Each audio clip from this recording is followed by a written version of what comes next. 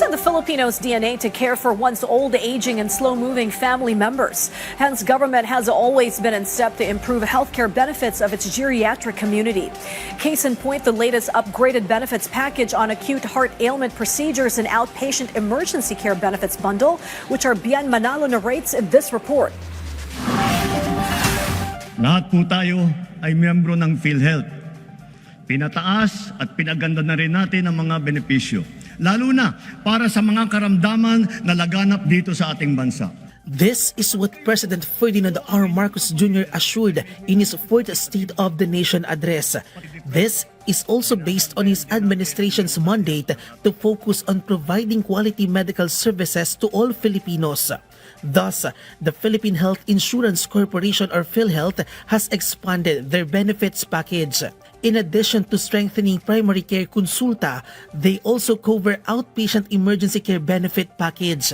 The benefit package for acute myocardial infarction or heart disease has been increased as well.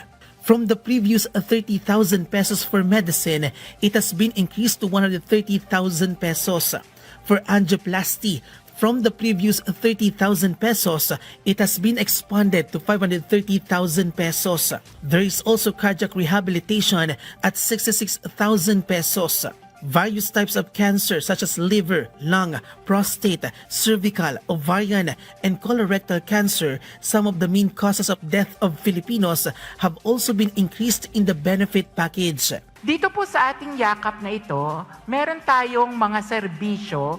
Una, libreng konsultasyon at saka check-up. Pangalawa, meron po itong kasama na 13 laboratorio na libreng makukuha rin. Kasama po dyan yung mga examination sa dugo, x-ray, ECG, kati po yung mga examination sa taba ng dugo, creatinine, sa ihe. At kung kinakailangan, meron pong libreng 21 drugs na ibinibigay para sa ating lahat ng miyembro. Meanwhile, the kidney transplant benefit has been increased to 2.1 million pesos from the previous 600,000 pesos. In addition to living donors, PhilHealth now also covers the so-called deceased organ donors, which reaches 800,000 pesos to more than 1 million pesos. From 90 sessions for hemodialysis, it has been increased to 156 sessions per year. The benefit for peritoneal dialysis has been increased from 260,000 pesos to 1.2 million pesos. Malaking tulong po talaga, sir. Kaya nagpapasalamat po sa PhilHealth na nagkaroon na ako ng ganitong PhilHealth. PhilHealth has also included 10 rare diseases in their benefit package, including inborn errors of metabolism.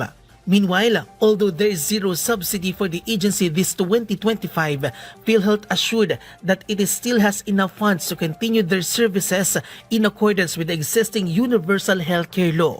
Bien Manalo from the National TV Network for a new and better Philippines.